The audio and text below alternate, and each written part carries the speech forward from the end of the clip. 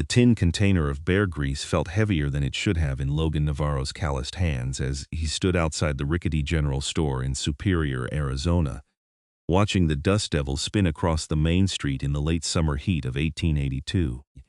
He had spent 3 weeks rendering that grease from a massive black bear he'd tracked through the Pinal Mountains, and it was worth more than gold to a mountain man who needed it for waterproofing his boots, treating leather, and keeping his rifle from rusting in the high country. But his stomach had been growling for 2 days straight, and a man couldn't survive on jerky and creek water forever, no matter how tough he thought he was. Logan pushed open the door, ducking his head under the low frame. At 6 feet 4 inches, with shoulders broad enough to fill a doorway and arms thick with muscle from years of swinging axes and hauling traps, he was used to adjusting himself to fit into the civilized world. His dark hair hung past his collar, tied back with a strip of leather, and his beard was trimmed close enough to be respectable, but wild enough to mark him as someone who spent more time with pine trees than people. The store smelled of coffee, tobacco, and something else, something that made his mouth water. Fresh bread behind the counter stood a young woman he'd never seen before, and Logan stopped so abruptly that his boots scraped against the wooden floor. She had auburn hair pulled back in a practical bun, though several rebellious curls had escaped, to frame a face dusted with flour. Her eyes were the color of creek water reflecting summer sky, a pale blue-green that seemed to assess him in one quick glance before she smiled. It wasn't a practiced smile or a fearful one, just genuine and warm, like she was happy to see another human being, even if that human being looked like he'd wrestled a cougar and lost. "Good afternoon," she said, wiping her hands on her apron. "You must be one of the mountain men Mr. Patterson mentioned. He said you folks come down from the high country about this time of year." Logan cleared his throat, suddenly aware that he probably smelled like wood smoke and bear fat. "Yes, madam. Name's Logan Navarro. I've got a camp up near Queen Creek Canyon." He set the tin container on the counter with more care than he'd intended. "I was hoping to trade this for some supplies. It's pure bear grease, the best you'll find." The woman's eyes lit up with genuine interest as she picked up the tin and examined it. "This is excellent quality. I'm Rose Gardner. My uncle owns this store, but he's laid up with a broken leg, so I'm running things for him." She opened the tin and sniffed delicately, then nodded with approval. "This is worth quite a bit, Mr. Navarro. What exactly do you need?" "Flour, mostly," Logan admitted, feeling heat creep up his neck that had nothing to do with the Arizona sun.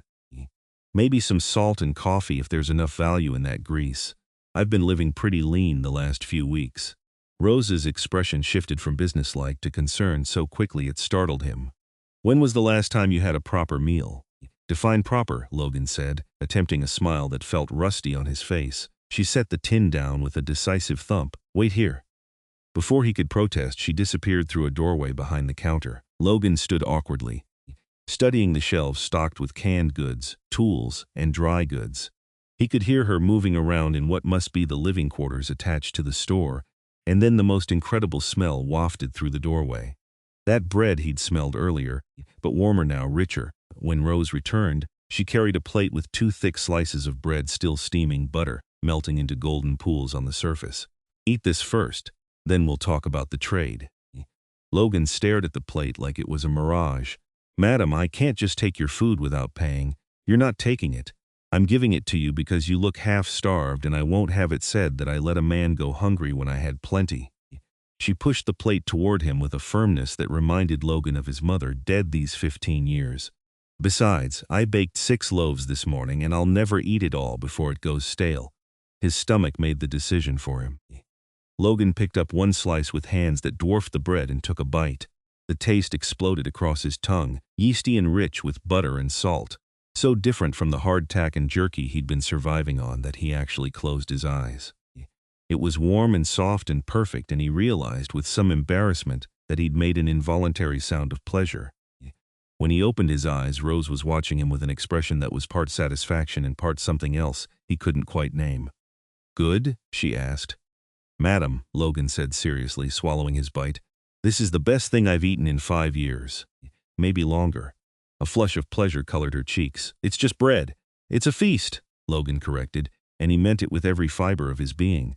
He'd eaten at fancy hotels in Denver and San Francisco back before he'd fled to the mountains. but none of those elaborate meals had tasted as good as this simple bread given freely by a woman with flour on her nose and kindness in her eyes. He finished both slices slowly, savoring each bite while Rose busied herself with organizing some items on the counter. When he was done, she took the plate and brought him a cup of water without being asked. Logan drank it gratefully, aware that he was staring but unable to stop himself. She moved with efficient grace, and there was something about her presence that made the cramped store feel like a home. "Now then," Rose said, returning to business. "About that bear grease. I'll give you 20 pounds of flour, 5 pounds of coffee, salt, sugar, some dried beans, and a pound of bacon. Does that seem fair?" Logan knew it was more than fair. That was nearly twice what the grease was worth, and she had to know it too. "Madam, I appreciate your generosity, but that's too much. The grease is valuable, but not that valuable." Rose met his eyes squarely. "Mr. Navarro, I've been in Superior for 3 weeks now, and in that time I've learned that the mountain men who come through here keep this town safer than any sheriff ever could. You hunt the predators that would threaten the ranchers' livestock.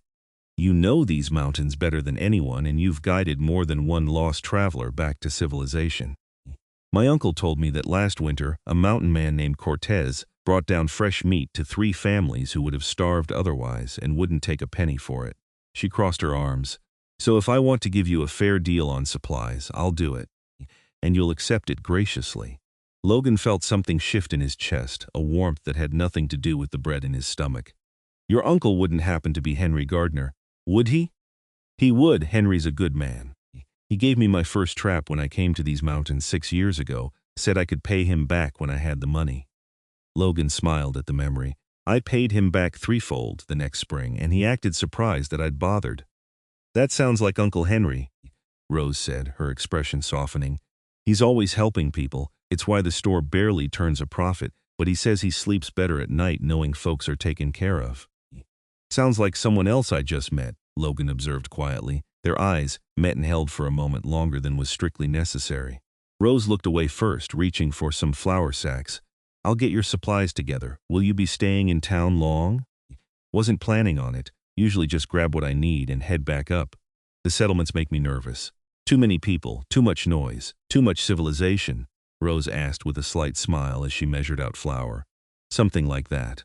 Logan watched her work, noting the way she moved with practiced efficiency, how she knew exactly where everything was without looking.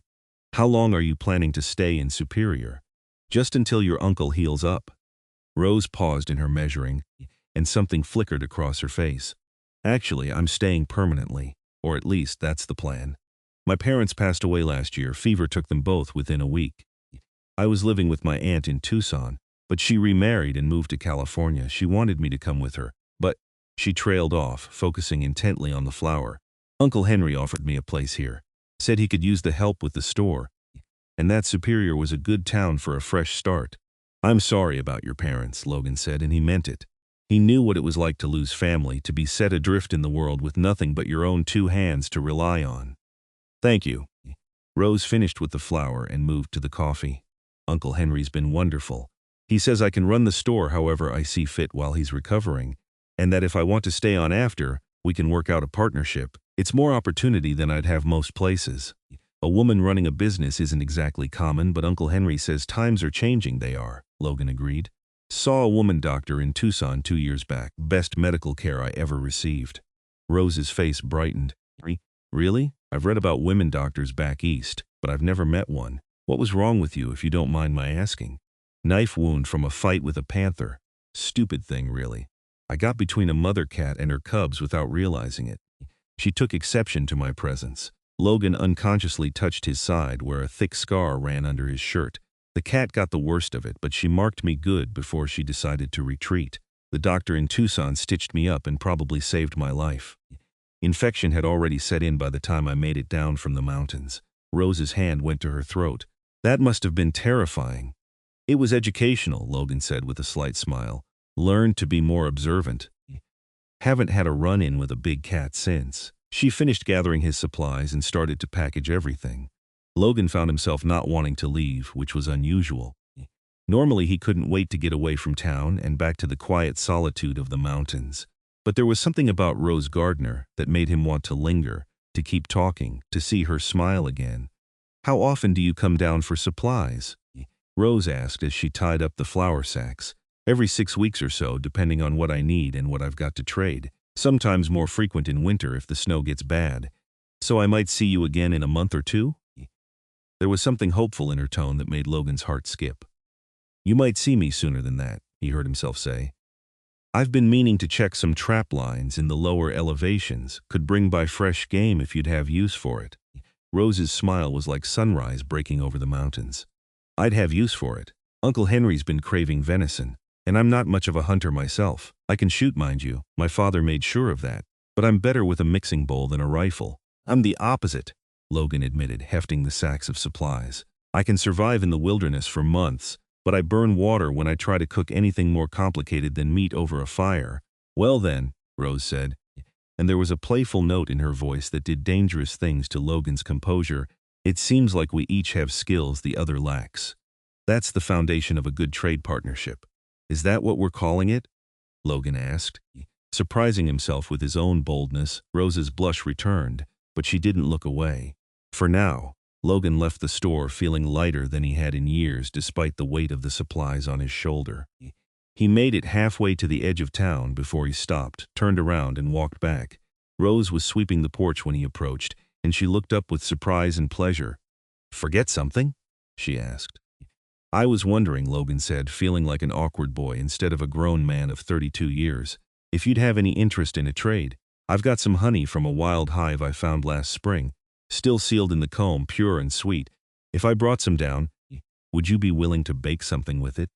Rose leaned on her broom, her eyes dancing. I'd be willing to bake something with it and share it with the person who brought it to me. Seems only fair. I could be back the day after tomorrow. With the honey and maybe some fresh trout if the creek's running well. I'll be here, Rose said. And Mr. Navarro? Thank you for the bear grease. It'll be useful for all sorts of things around the store. Logan nodded and turned to go, then looked back once more. It's Logan, just Logan, then it's just Rose. He walked away with a smile on his face that didn't fade even when he reached his camp high in the Pinal Mountains 3 hours later. The simple canvas tent and circle of stones for his fire had been home for 6 years, ever since he'd left his old life behind. He'd come west to escape the expectations of his wealthy family in Boston, to avoid the marriage his parents had arranged to a woman he didn't love, to find some kind of peace in the wild spaces where a man was judged by his actions rather than his name or his bank account. For 6 years, he'd been content with solitude. He had his mountains, his traps, his rifle, and the endless sky above. He traded enough to buy supplies and save the rest, slowly building a stake that would give him options if he ever wanted them. He'd convinced himself that he didn't need human connection beyond the occasional brief interaction in town, but Rose Gardner had shattered that illusion in the space of a single afternoon. Her kindness, her strength, the way she'd looked at him like he was a person rather than a curiosity or a danger, all of it had awakened something he'd thought was dead. He wanted to see her again. He wanted to hear her laugh, to watch her work, to bring her things that would make her smile. It was terrifying and exhilarating in equal measure.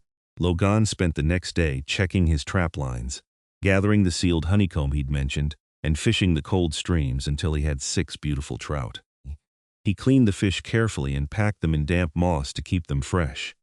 The honeycomb he wrapped in cloth and placed in a wooden box he'd carved himself during the long winter evenings.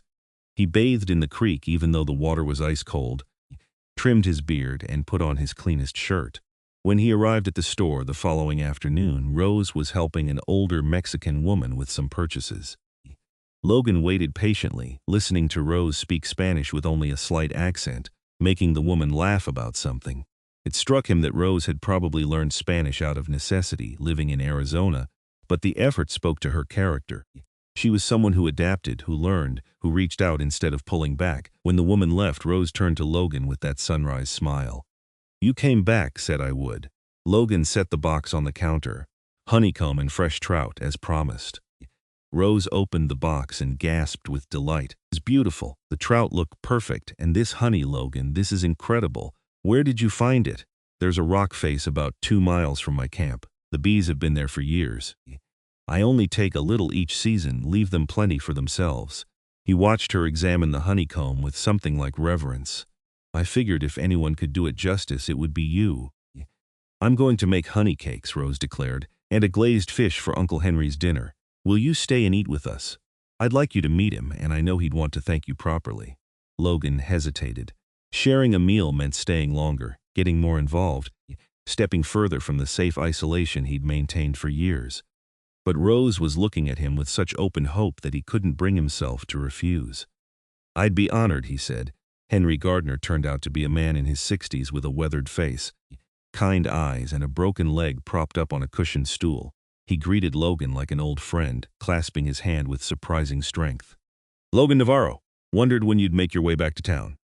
Rose told me you came by with the finest bear grease she'd ever seen. Henry's eyes twinkled. She also told me you nearly fell over when you smelled her bread. Uncle Henry. Rose protested from the kitchen area, but Logan could hear the laughter in her voice. It's true, Logan admitted without shame. Your niece is an exceptional baker, Henry. That bread was the best thing I've eaten in longer than I care to admit. She gets it from her mother, my sister Anne. That woman could make a feast out of nothing. Henry's expression turned sad. Terrible thing, the fever taking her and John both. But Rose is made of strong stuff. She'll build a good life here. Over the next 2 hours, Logan learned that Henry wasn't exaggerating about Rose's talents. She prepared the trout with herbs and a glaze made from the honey, served it with fried potatoes and greens from the small garden behind the store, and produced honey cakes that were so light and sweet they seemed to melt on the tongue. Logan ate slowly, savoring every bite and watching Rose move around the kitchen with practiced ease. The conversation flowed naturally. Henry told stories about the early days of Superior, when it was nothing more than a mining camp in a dream. Rose talked about growing up in Tucson, about learning to bake from her mother and shoot from her father.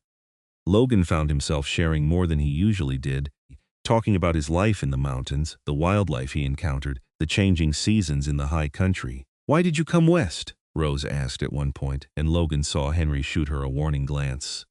It was a personal question, the kind that could touch on wounds a man didn't want to expose. But Logan found himself wanting to answer honestly. I had a life back in Boston that looked good on paper but felt like a cage.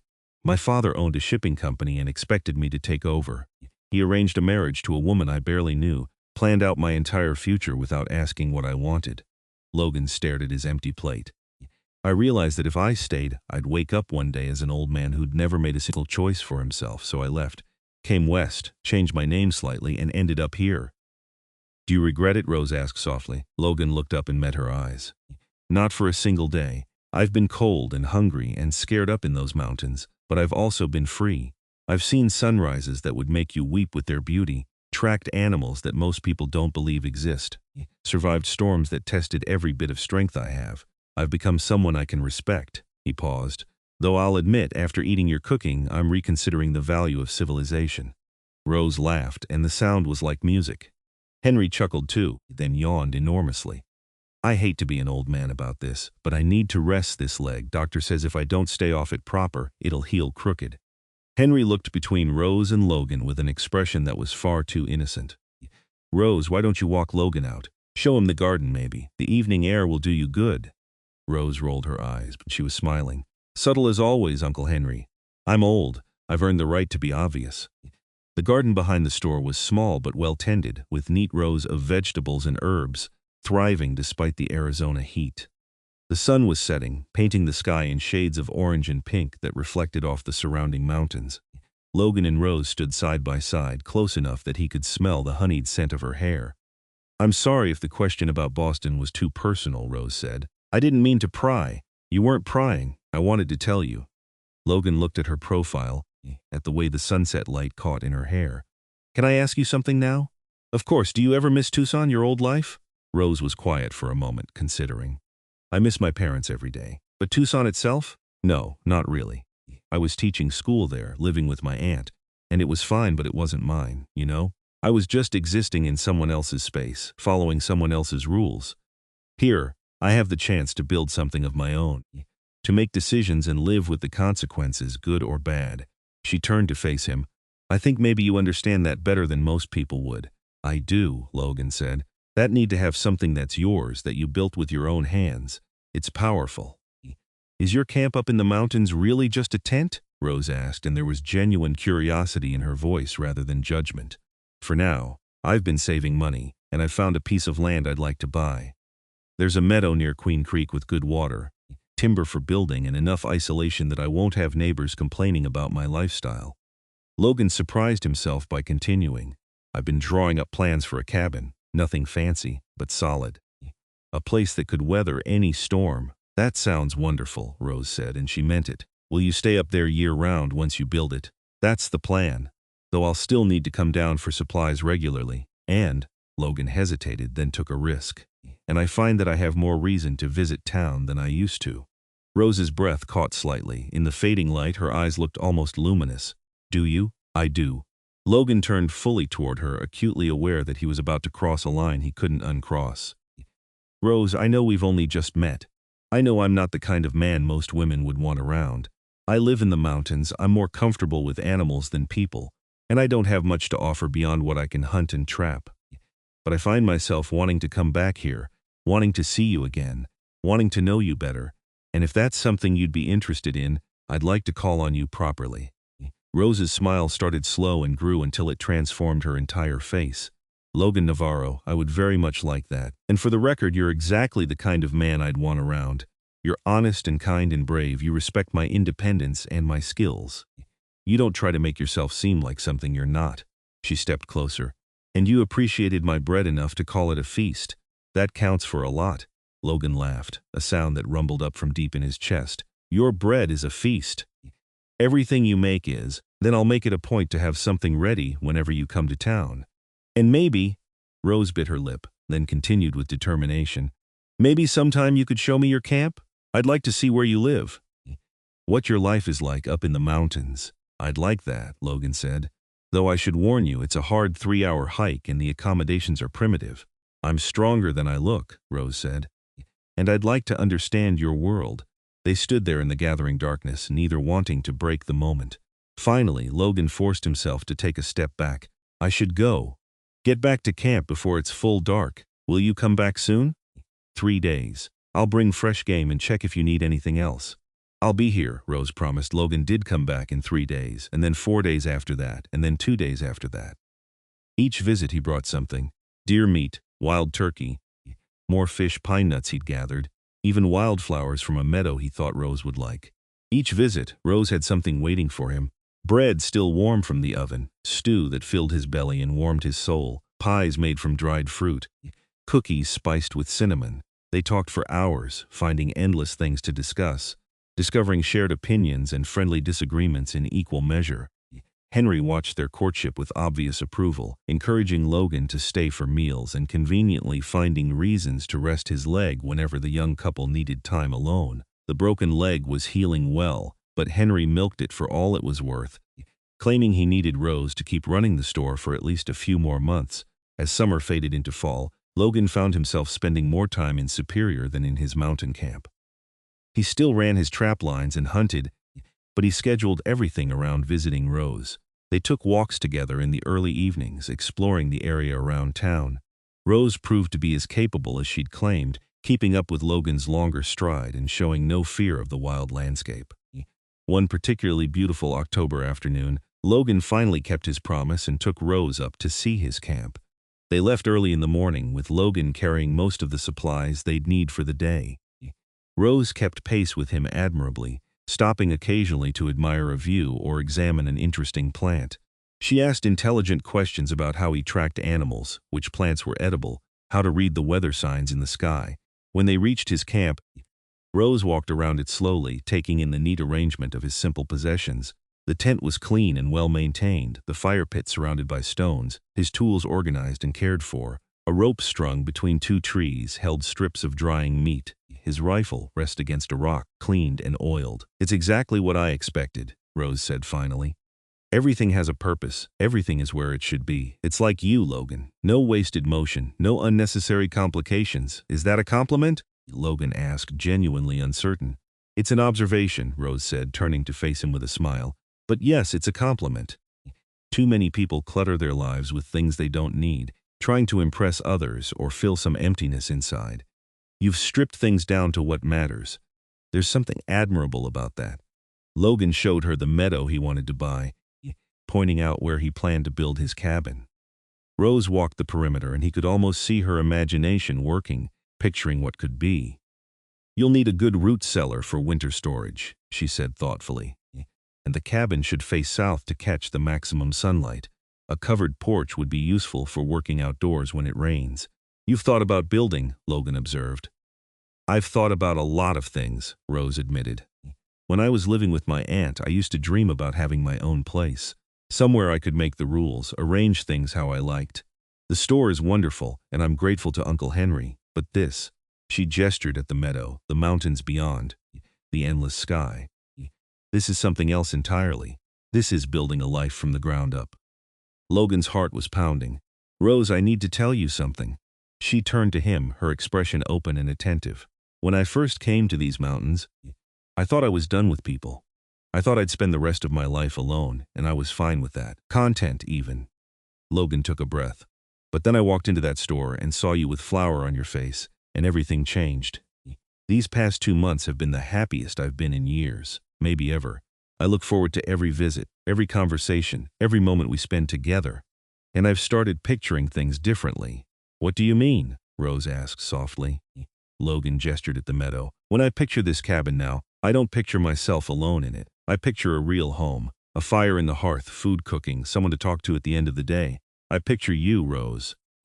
I know it's fast, and I know I should probably wait longer to say this, but I'm not good at playing games or hiding how I feel. I'm falling in love with you, and I needed you to know." Rose's eyes filled with tears, but she was smiling.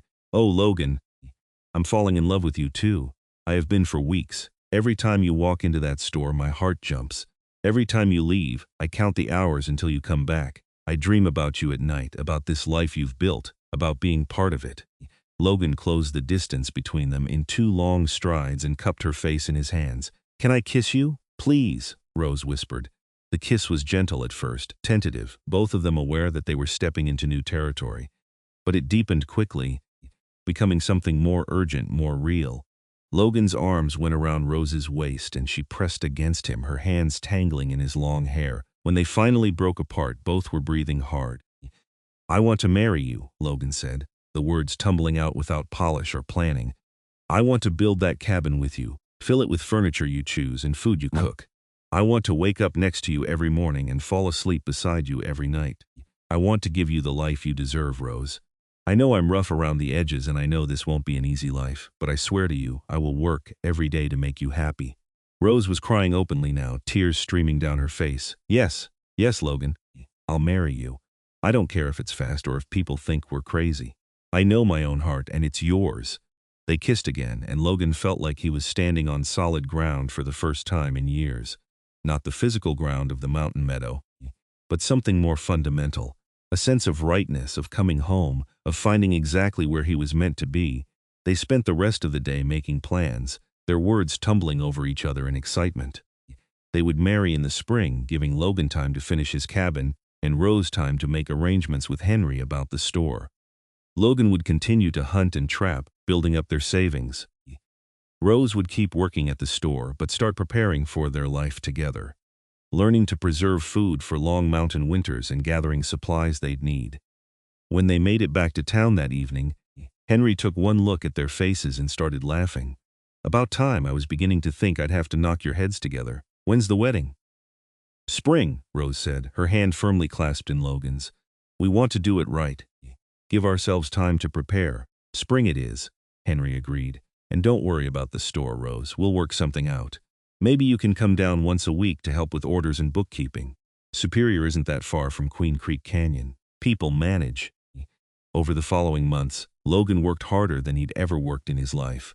He filed claim on the meadowland, a process that required 2 trips to the territorial office in Phoenix. He cut timber and hauled it to his building site.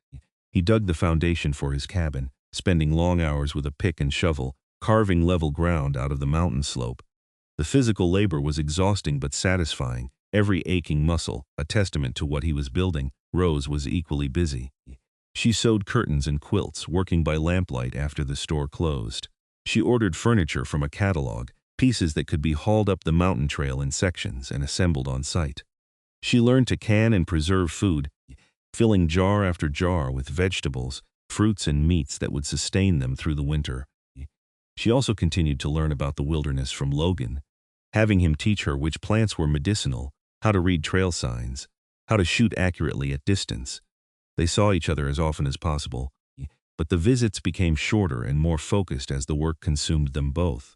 Logan missed Rose with a physical ache whenever they were apart, but the missing was bearable because he knew it was temporary. Soon, very soon, they would be together permanently. Winter came to the mountains with a vengeance, bringing snow that piled 3 feet deep in the meadow. Logan kept working through it, the cabin taking shape timber by timber. He built it solid with thick walls and a tight roof that would shed snow and rain. 2 rooms to start, a main living area with a large stone fireplace and a separate bedroom. He planned to add on as they needed space, maybe a pantry room next, then eventually rooms for the children he hoped they'd have. The thought of children both terrified and thrilled him. Logan had never seen himself as a father, but now he found himself imagining a little girl with Rose's auburn hair, or a boy he could teach to hunt and track. He wanted to give Rose that family, to fill their cabin with love and laughter and life. On Christmas Day, Logan rode down to Superior with a loaded pack horse, arriving at the store to find Rose and Henry preparing a feast. The store was closed for the holiday, and Henry had strung pine boughs around the room, filling the air with their sharp scent. Rose threw herself into Logan's arms the moment he walked in, kissing him despite her uncle's amused presence. "I missed you so much," she whispered against his neck. "Not as much as I missed you," Logan replied, holding her tight. "But I brought presents." He'd spent weeks carving a jewelry box for Rose, inlaying the lid with a design of wildflowers he'd painstakingly formed from different colored woods. Inside, he'd placed a gold wedding ring he'd bought in Phoenix, simple but well made. Rose cried when she opened it, running her fingers over the carving and trying on the ring. "It's perfect," she said. "Logan, this is the most beautiful thing I've ever owned." "Wait until you see the cabin," Logan said. "The walls are up, the roof is on, and I've got the fireplace finished. Another 2 months and it'll be ready for furniture." 2 months, Rose repeated, and her smile was radiant. "We can do this in 2 months. Uncle Henry found a preacher who's willing to make the trip up to the cabin for the ceremony. I've finished the quilts and curtains. The furniture is waiting in the store's back room. Logan, in 2 months we can be married." Henry raised his glass of cider. "To the happy couple, may your marriage be long and your love even longer." They celebrated through the afternoon and into the evening, eating the feast Rose had prepared. Roasted venison from Logan's last hunt, potatoes and carrots from the garden, bread that was sweet with honey, and a cake so rich and moist it seemed impossible. Logan felt drunk on happiness, on the warmth of the fire and the closeness of Rose and the knowledge that his solitary life was transforming into something infinitely better. January and February were a blur of final preparations. Logan finished the interior of the cabin, building a bed frame and a table, chairs and shelves. He chinked every gap between the logs, making the cabin weather-tight.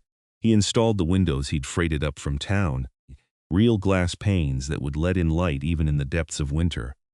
He built an outhouse a respectful distance from the cabin and dug a cold storage pit that would serve until he could build a proper root cellar. Rose counted down the days, her excitement building until she could barely contain it. She and Henry had worked out an arrangement where she'd come to town 1 day a week to help with the store's accounts and ordering. Henry had hired a young man named Miguel to help with the daily operations, a good worker who was courting Henry's housekeeper's daughter and needed the steady income. The solution worked for everyone. The wedding was set for the first day of March, as soon as the mountain trails were reliably passable. The preacher, Reverend Thomas, agreed to make the journey with Henry, Miguel, and 3 other townsfolk who'd become Rose's friends. It would be a small ceremony, intimate and perfect. 2 weeks before the wedding, disaster struck. Logan was hauling the last load of furniture up to the cabin when his horse spooked at a rattlesnake emerging from winter dormancy. The animal reared, and Logan was thrown, landing hard on rocks that knocked the wind from his lungs and sent white-hot pain shooting through his shoulder. He lay there for several minutes, waiting for his vision to clear, then slowly levered himself upright. His left shoulder was dislocated. Logan knew the injury, had seen it before, and knew he needed to get it back in place quickly before swelling made the task impossible. He managed to hook his arm over a low tree branch and, with a scream that echoed through the canyon, pulled until the joint popped back into socket. The relief was immediate but temporary. He'd need to keep the arm immobile for weeks to heal properly. Logan made it to town 2 days later. his arm in a rough sling, his face gray with pain. Rose took one look at him and immediately took charge, settling him in the spare room behind the store and sending Miguel for the doctor. The doctor confirmed what Logan already knew: dislocated shoulder, now back in place, but requiring rest and immobilization. No heavy work for at least a month, the doctor said firmly. If you want that shoulder to heal right, you'll need to follow my orders. But the wedding, Logan started. The wedding is in 2 weeks, Rose interrupted. The cabin is finished. Everything is ready. Your only job is to heal, Logan. Do you understand me? Logan wanted to argue, but the look in Rose's eyes stopped him. She was scared and trying not to show it, and he realized that she needed him to take care of himself, not just for his sake but for hers.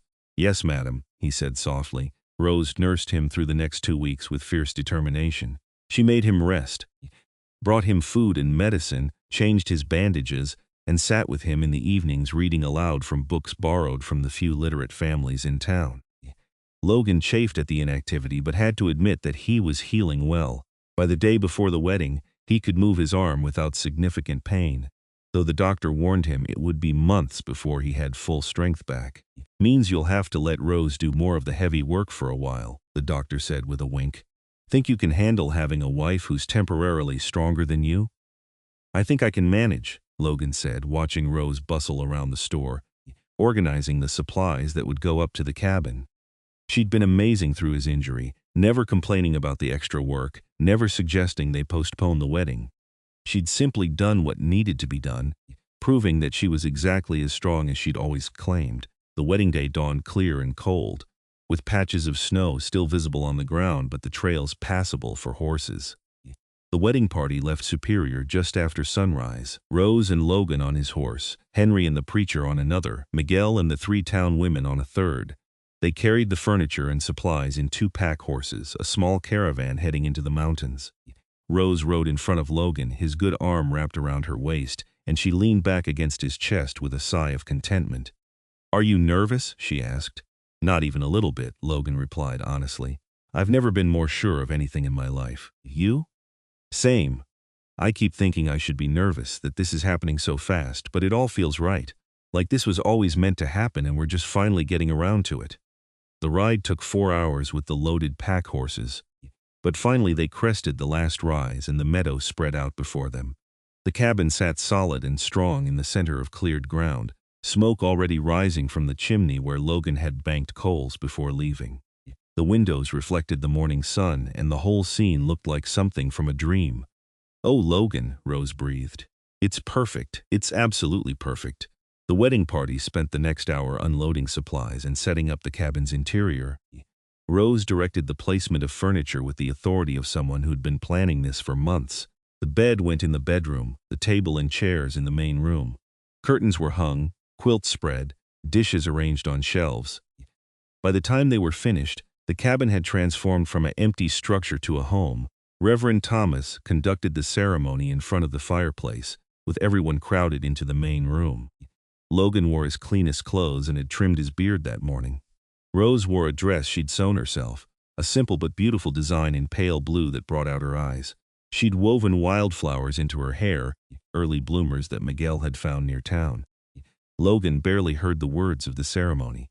He was too focused on Rose, on the way she looked at him with such love and trust, on the feeling of her hand in his as they spoke their vows. When Reverend Thomas pronounced them husband and wife, Logan kissed Rose with all the pent-up emotion of the past months, and their friends cheered. The celebration that followed was joyful and chaotic. Rose had prepared food in advance, and the women had brought more. They ate and drank cider and told stories, filling the new cabin with laughter.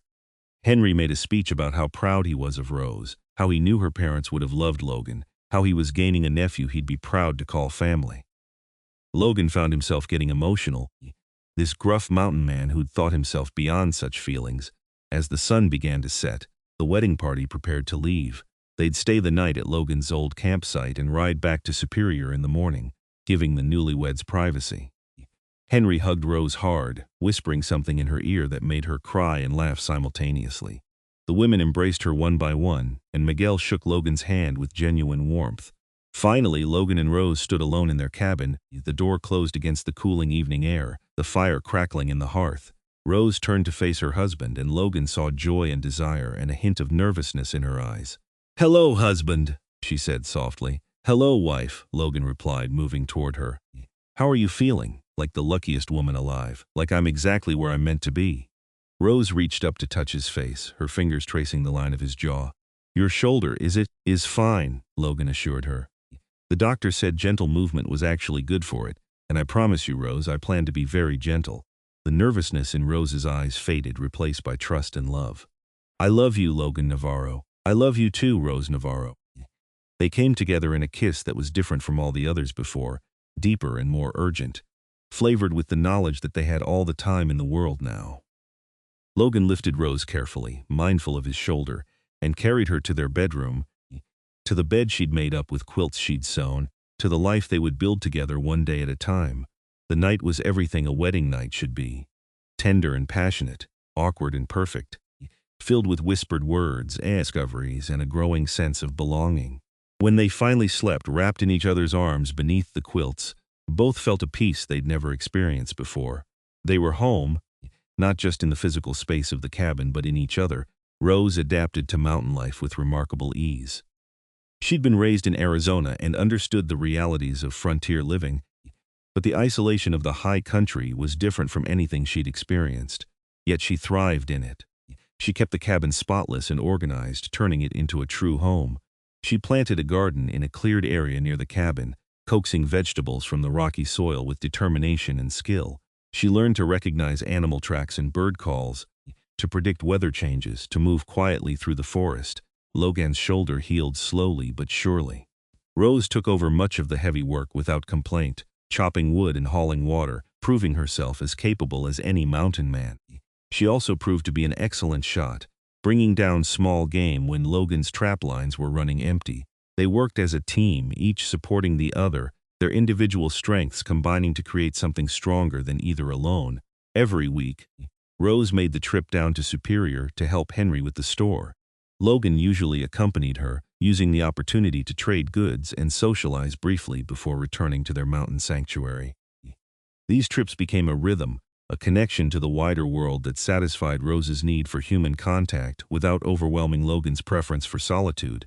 Summer came to the mountains in a blaze of wildflowers and warm sunshine. Logan taught Rose to track deer through the forest, to find the best fishing spots, to recognize the signs of approaching storms. Rose taught Logan to appreciate flavors beyond simple survival food, to see the cabin as a space to be made beautiful, to express emotions he'd kept locked away for years. One evening in late July, as they sat on the porch Logan had built watching the sunset paint the sky, Rose took his hand and placed it on her stomach. "I have something to tell you," she said, her voice trembling with emotion. Logan looked at her, seeing the tears in her eyes, the smiles on her lips, and understanding dawned. "You're pregnant?" "I am. The doctor in Superior confirmed it yesterday. We're going to have a baby, Logan. Next, you're going to be a father." Logan couldn't speak. He pulled Rose into his arms, holding her as carefully as if she were made of glass, feeling emotions so powerful they threatened to overwhelm him. A baby. Their child. A whole new person created from their love. It was terrifying and miraculous and more than he'd ever dared to hope for. "Are you happy?" Rose asked, pulling back to see his face. "Happy doesn't begin to cover it," Logan managed. "I'm overwhelmed. I'm scared. I'm more grateful than I have words for. Rose, you've given me everything. A home, a purpose, love, and now a family. I don't know what I did to deserve you, but I swear I'll spend the rest of my life being worthy of this gift." The pregnancy progressed smoothly through the summer and fall. Rose continued her weekly trips to town for as long as the doctor allowed, then stayed at the cabin full-time as winter approached. Logan became fiercely protective, sometimes absurdly so. He insisted on doing all the heavy work despite Rose's protests, wrapped her in quilts if she so much as shivered, and worried constantly about whether they were truly prepared for a baby. "Logan," Rose said one evening in early January, exasperated and amused in equal measure, "women have been having babies since the beginning of time. We have everything we need. The doctor has agreed to come up when my time comes. Henry and his housekeeper Maria will come too. So I'll have women who've been through this before. We're as prepared as we can possibly be. But what if something goes wrong?" Logan asked, voicing the fear that kept him awake at night. "What if I lose you?" Rose's expression softened. She took his hand and placed it on her swollen belly, where their child kicked vigorously. You're not going to lose me. I'm strong, the baby is strong, and we're going to be fine. I need you to believe that, Logan. I need you to be strong for me when the time comes, not paralyzed with fear. Logan took a deep breath and nodded. You're right, I'm sorry. I just love you so much that the thought of anything happening to you tears me apart. I know, Rose said gently. And I love you for worrying, but you have to trust that this will work out. We've come too far and fought too hard for our happiness. The universe isn't going to take it away now. On February 14th, Rose's labor began just before dawn. Logan rode to Superior faster than he'd ever ridden before, returning with the doctor, Henry, and Maria within a few hours. The labor was long and difficult, lasting well into the night. Logan paced the main room, flinching at every cry from the bedroom, feeling more helpless than he'd ever felt in his life. Finally, just before midnight, he heard a new sound, the strong, angry wail of a newborn baby.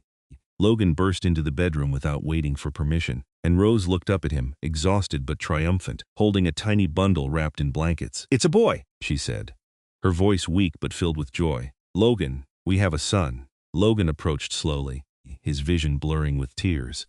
The baby was tiny and red-faced, with a shock of dark hair and eyes that were trying to focus on this overwhelming new world. Logan reached out one finger and the baby grasped it with a surprisingly strong grip. Hello, son, Logan whispered. I'm your father, and I promise you, I'm going to do everything in my power to give you a good life. You're going to grow up here in these mountains, learning to be strong and kind and brave. You're going to know you're loved every single day. They named him Lucas, after Logan's grandfather, the only member of his Boston family who'd ever encouraged him to find his own path. Little Lucas proved to be a healthy, vocal baby who demanded attention and gave love in equal measure.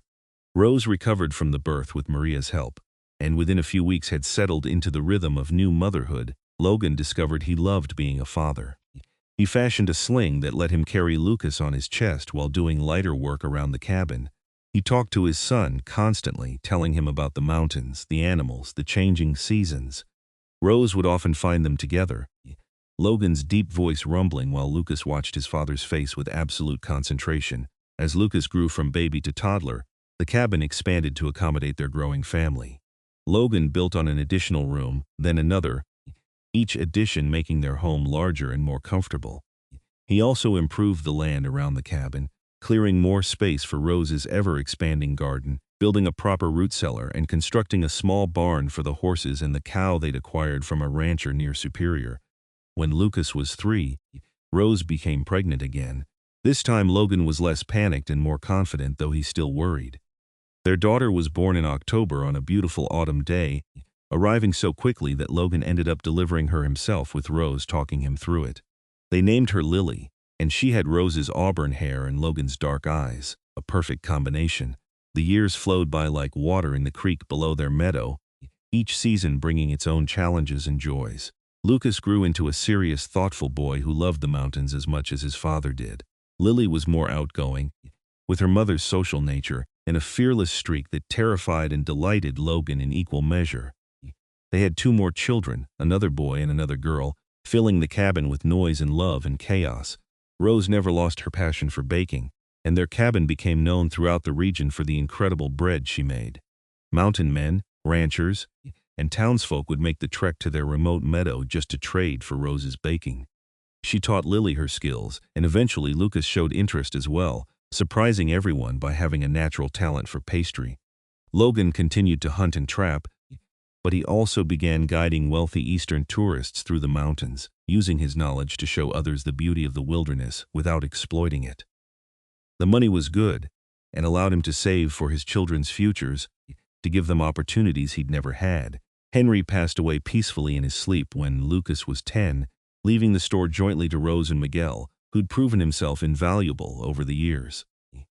Rose made more frequent trips to town to help manage things, sometimes taking the children with her so they could experience both worlds, the quiet isolation of the mountains and the bustling activity of civilization. On their 20th anniversary, Logan and Rose sat on their porch watching their 4 children play in the meadow. Lucas was teaching his younger siblings to identify animal tracks. Lily was weaving wildflowers into crowns for everyone. The afternoon sun painted everything in gold, and the air smelled of pine and the bread Rose had baked that morning. "Do you ever regret it?" Logan asked quietly. Leaving town, living up here, the hard work and isolation? Rose looked at him with the same love that had been in her eyes on their wedding day, just deepened by 20 years of shared life. Not for a single moment, this life, this family, you and me and everything we've built together. It's better than anything I could have imagined that day you walked into the store with your bear grease and your hungry eyes. Logan laughed, the sound rich and full. I still think that bread you gave me was the best thing I'd ever eaten, though everything you've made since has been pretty incredible too. It's not about the bread, Logan, it never was. It was about someone caring enough to feed you, to see you as more than just another mountain man trading for supplies. It was about connection and kindness and the beginning of something neither of us expected. Rose leaned against his shoulder, fitting perfectly into the space she'd occupied for 20 years. That first exchange, your best bear grease for my flour, it wasn't really about the goods, it was about two lonely people recognizing something in each other. And you baked bread, Logan said softly, and I called it a feast, because it was. It was the first real meal I'd had in years, not just for my body but for my soul. You fed something in me that had been starving, Rose. You still do, every single day. They sat in comfortable silence, watching their children, listening to the mountain sounds they both loved. Lucas called out something about finding cougar tracks, and Logan made a mental note to check that out later, to make sure no predators were getting too comfortable near the cabin. Lily was singing, her voice clear and sweet, one of the hymns she'd learned in Superior's small church.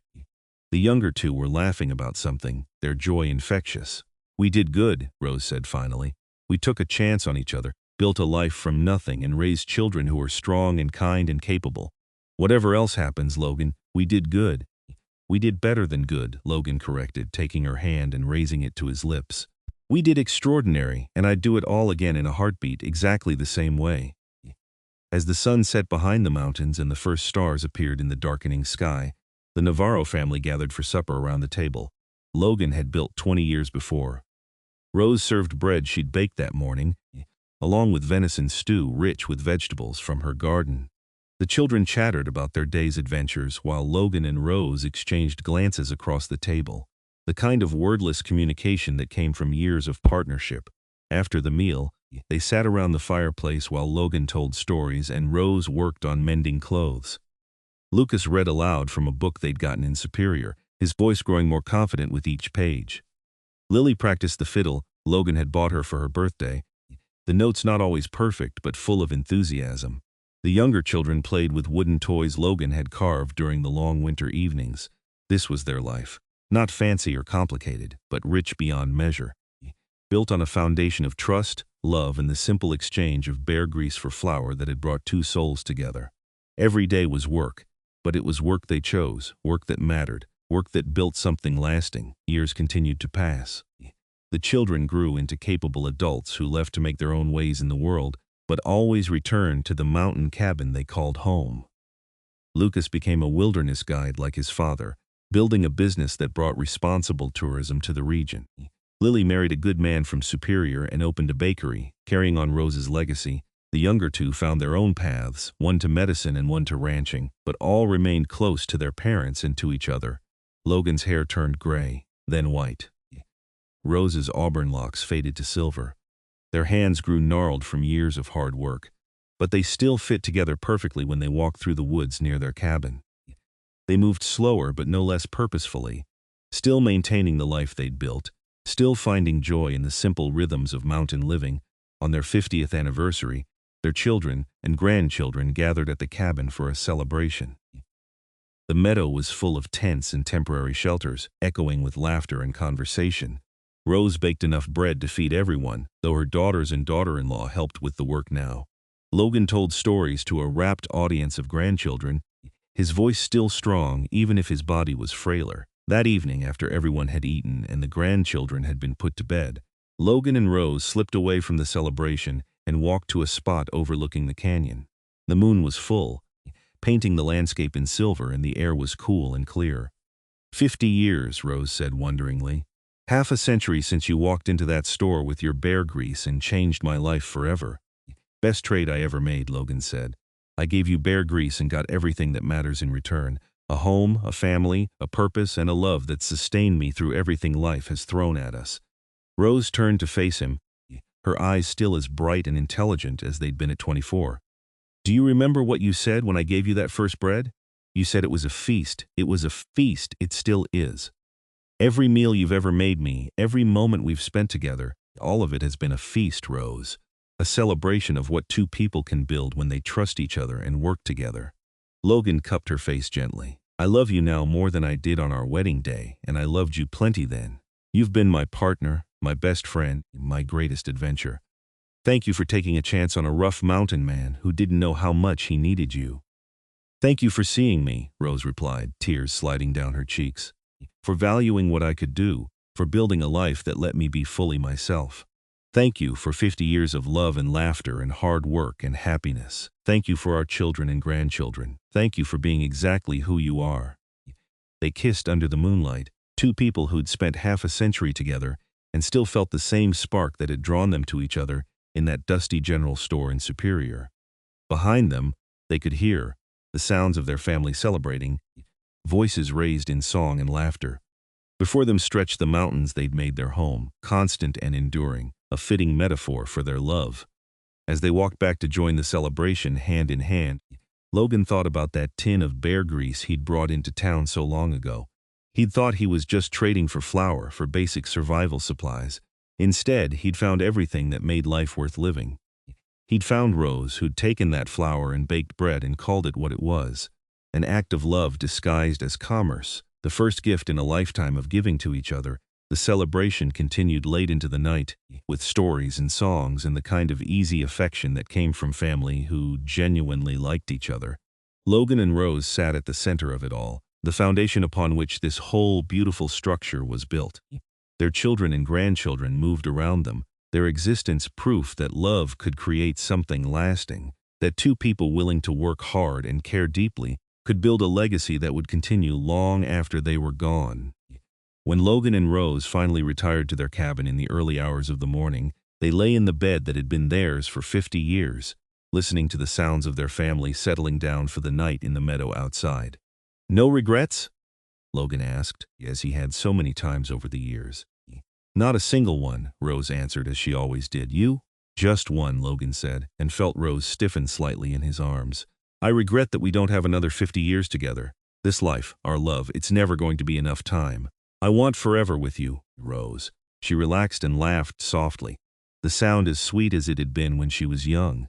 "Then we'll have to make the most of whatever time we do have, live every day fully, love fiercely, and trust that what we've built will continue even after we're gone. Our children know how to love because we showed them. Our grandchildren will learn the same.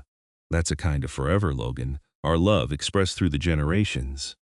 Logan held his wife close and thought about the long, winding path that had brought them to this moment, from a desperate trade of bear grease for flour, to a feast of bread that had fed more than his body, to a lifetime of sharing meals and work and love.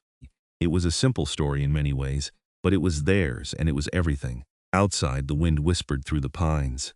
Inside, two hearts beat in synchronization, as they had for 50 years, as they would for however many days remained. And in the morning, Rose would wake and bake bread, and Logan would taste it and smile, and it would be a feast, as it always was, as it always would be, a daily celebration of what they'd built from nothing more than kindness, courage, and the willingness to take a chance on love.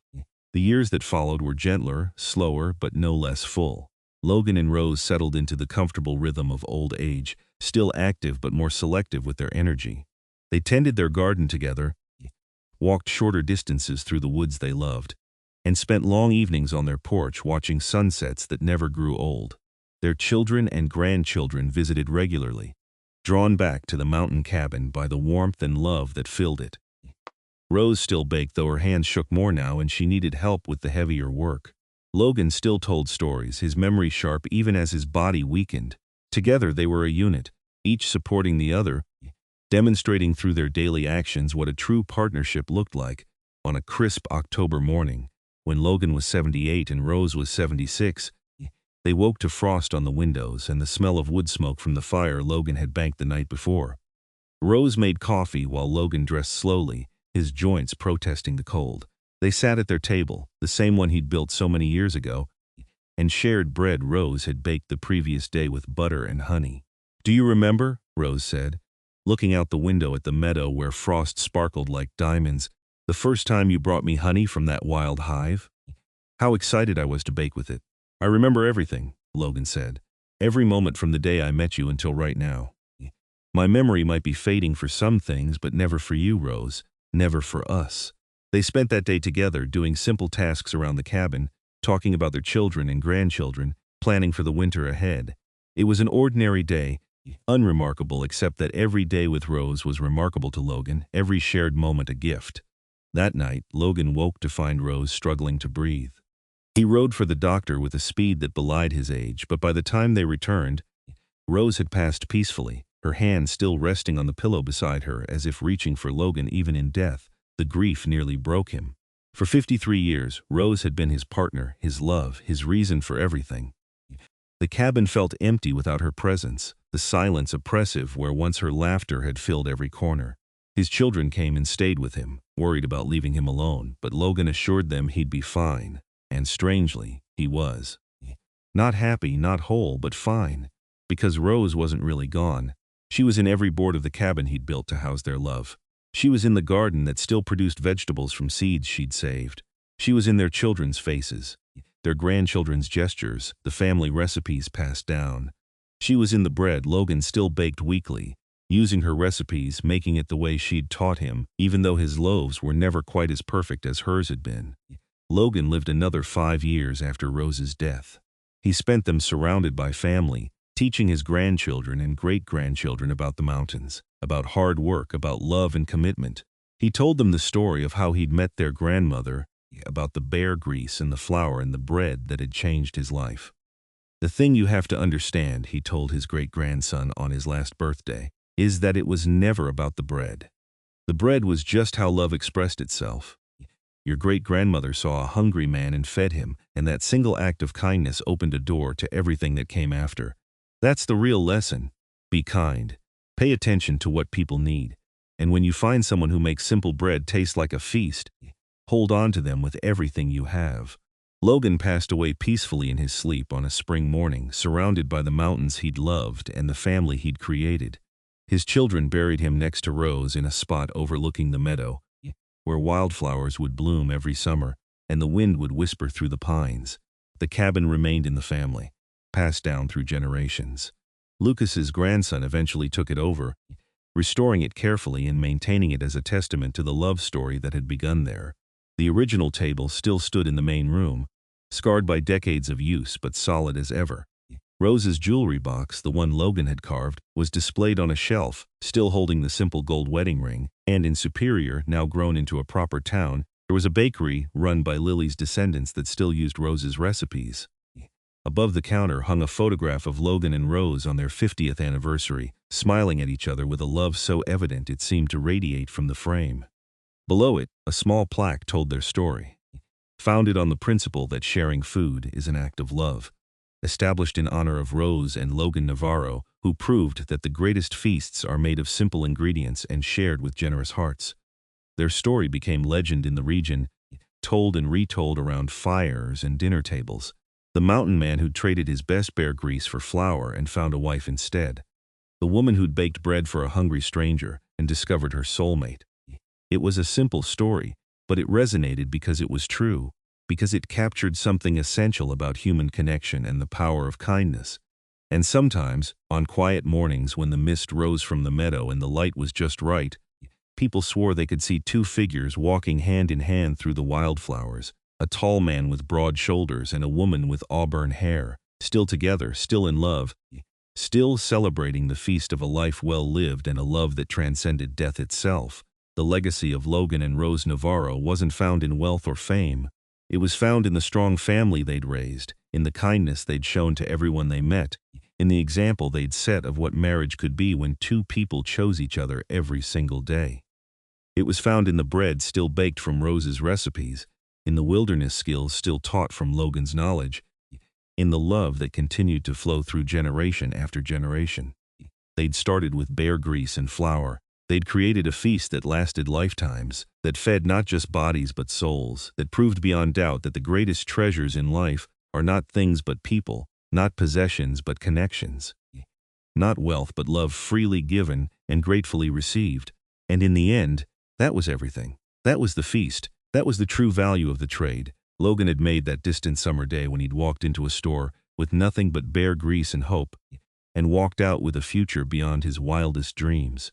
He'd given his best bear grease. Rose had baked bread, and together they'd called it a feast because it was one, because everything they'd shared for more than 5 decades was a celebration of love, partnership, and the beautiful life they'd built together in the wild mountains of Arizona. Their story was complete, the ending as perfect as any could be, a testament to the power of seeing value in simple things, of acting with kindness, of being willing to take a chance on connection.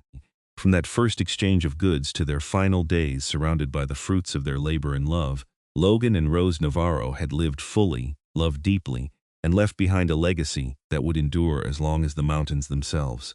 The feast they'd created continued, passed from generation to generation, a reminder that the best things in life begin with the simplest gestures, feeding the hungry, seeing the unseen, loving the unlovable, and calling ordinary miracles by their true name. A feast, always a feast, yesterday, today, and forever.